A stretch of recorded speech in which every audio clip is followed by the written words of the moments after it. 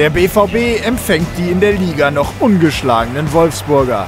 Alles rund um die Partie am 10. Spieltag gibt es jetzt in eurem Feiertagsmagazin. Hallo und herzlich willkommen zu eurem Feiertagsmagazin. Wir sind natürlich bestens gelaunt nach dem Sieg gegen Gladbach im DFB-Pokal. Da wollen wir noch ein bisschen drauf zurückschauen, aber morgen geht es ja gegen Wolfsburg. Da freuen wir uns auch drauf und haben einen tollen Gast heute hier bei uns im Studio, Lukas Piszczek. Schön, dass du dir die Zeit genommen hast, dass du hier bist. Sehr gerne. Lukas, bevor wir jetzt gleich auf den Samstag blicken, lass uns noch mal kurz zurückschauen. Wie gut tut der Sieg im Pokal gegen Gladbach?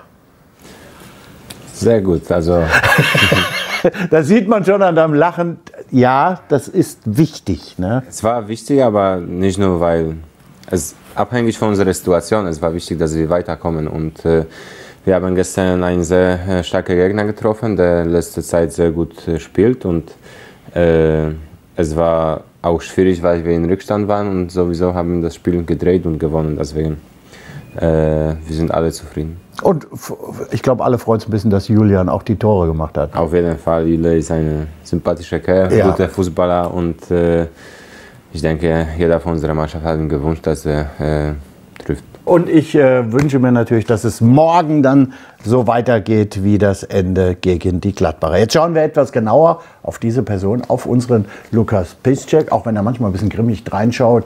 Er ist schon eine Kante, aber er hat auch seine weichen Seiten. Und was ich damit meine, das schauen wir uns jetzt an. Die zwei Gesichter des Lukas Piszczek. Mal hart, mal herzlich. Ich hab's gesehen. Sein Arbeitsplatz ist keiner für Schönspieler oder Rückzieher, eher einer für Dauerläufer, für Grenzgänger, bis an die Schmerzgrenze und darüber hinaus. Geht so einer zum Lachen in den Keller? Ganz klar, nein. Busfahrer.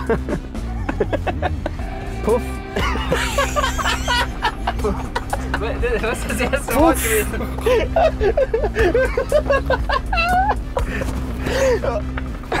Unsere Nummer 26, eben hart und herzlich. Was für ein geiles Spiel, Mann. Ich hab gewonnen, Dankeschön. Da musst du selbst lachen, ja, ne? Klar. Das war jetzt ein Trainingslager, deswegen das habe ich frisch im Kopf. Aber ich musste dabei Auto fahren. Weißt du, das war doof für mich. Du hast ja, quasi einen Lachkrampf gekriegt. Du hast jetzt so herzlich gelacht. Ja, würdest du nicht lachen, wenn du sowas hörst? Was bist du denn nur? Hart oder herzlich? Ja, beides. Ja? Also auf dem Platz hart, aber außen am Platz versuche ich herzlich zu sein. Ja, ich weiß ja auch, dass du wirklich gerne lachst. Das Leben ist ja auch sowieso ernst, viel zu ernst. Man kann ja auch mal lachen. Jetzt bist du mittlerweile der älteste Spieler hier bei uns bei Borussia Dortmund. Und ist das auch so, dass du zu dir jetzt härter sein musst, um auf dem Spitzenniveau zu bleiben?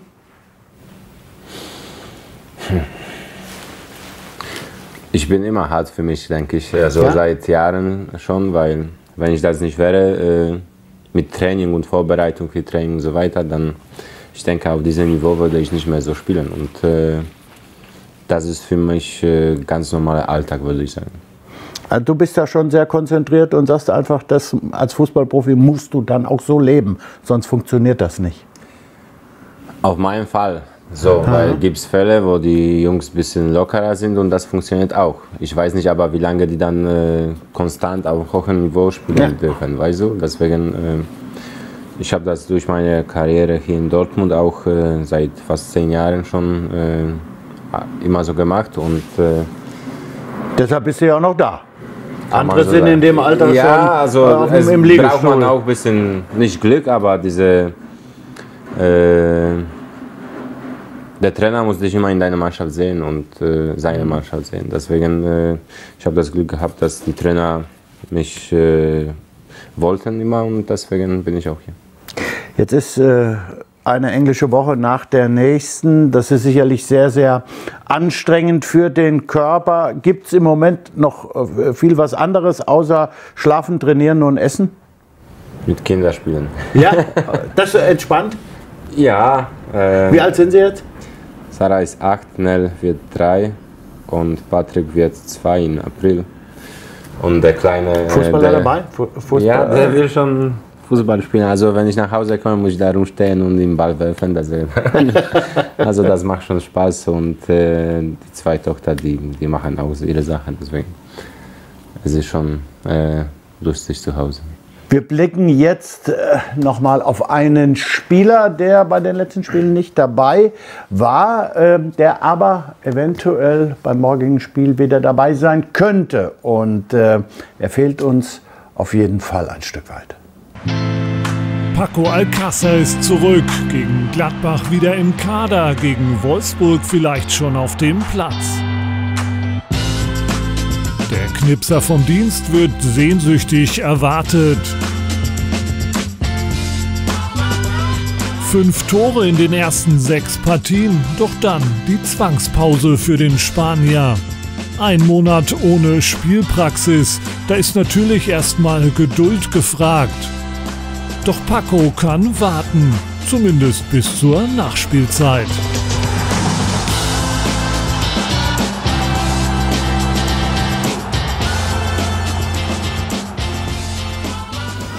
Lukas, wie nimmst du Paco bei der täglichen Arbeit wahr? Wie schwierig ist so eine Verletzung für Paco?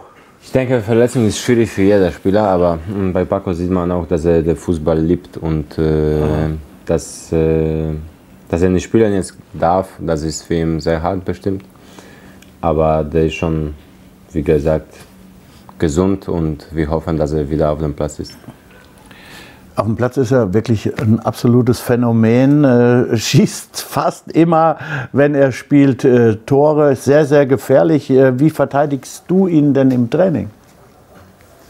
Am besten, wenn ich spiele mit ihm zusammen in einer Mannschaft. Dann ist das Rezept, aber der macht es einfach rein, ne? Ja, also wenn man ihm nur ein bisschen Platz lässt und er hat so einen genialen Abschluss, das ist schwer zu stoppen. Aber ja, wenn man schon ein bisschen nah dran ist, dann ihm keine Zeit lässt, dann kann man auch verteidigen. Aber das ist auch nicht so oft der Fall. Nicht so easy. Nee. Wir haben gerade auch das erlösende Tor gegen Wolfsburg aus der letzten Saison gesehen. Was erwartest du dieses Mal am morgigen Spieltag gegen die Wolfsburger, die noch in der Bundesliga kein Spiel verloren haben? Genau, also das heißt, es wird nicht einfach. Also eigentlich keine Spiel in der Bundesliga ist nicht so einfach ist, aber das Positive ist in dieser Sache, dass wir zu Hause spielen. Zu Hause sind wir immer sehr gefährlich und ich denke, dass diese Serie von Wolfsburg wird am Samstag beenden. Das ist mal eine Aussage. Das will ich gerne hören, ja. Aber jetzt kommt etwas, wo du wahrscheinlich mit einer Niederlage leben musst. Es gibt den Zweikampf Piszczek gegen Dickel. Es werden wieder 3 Szenen gezeigt. Tor oder kein Tor. Und ich bin gespannt, wie du dich diesmal Wenn du Tore von mir zeigst, dann kann es sein. Das waren ja nicht viele, ne? Okay, es geht los. Freistoß Nuri Sahi. Och, das ist aber jetzt wirklich auch schwer. Du zählst, ne? Wer ist das denn? Ewi Schmollerek? Normalerweise, wenn ich das so sehe, ist ja egal. 3, 2, 1. Ah, unterschiedlich. Das ist schon mal gut. Der kann nicht reingehen. Nee. Ja, warte mal. Deshalb haben die das so gemacht. Das sind Lumpsäcke.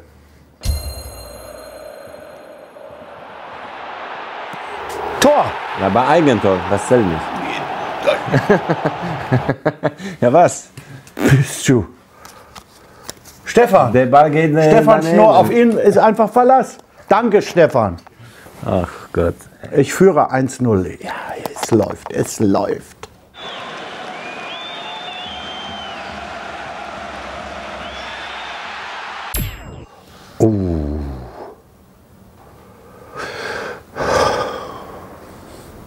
Es Das war ich nicht. Also wenn ich, wäre es ja einfach, dann wäre er drin. Ne?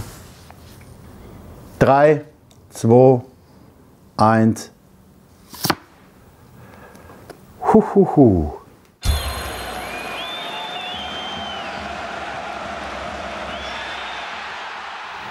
Ja! No, wie weißt du was? Lars Ricken. Du hast letztes Mal erzählt, du gewinnst selten letztes Mal und deswegen habe ich das jetzt dir gegönnt. Die haben mir gesagt, was wäre. Und so, und jetzt kommt das Tor oder Nicht-Tor, wir wissen es nicht.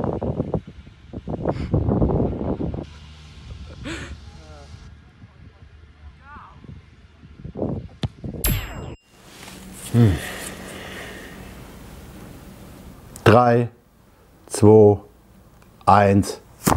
Ja, wenn er es einschickt, schießt er doch ein Tor. Sonst würde er es doch nicht einschicken. Was ist denn das für einer, wenn er den nicht reinmachen würde?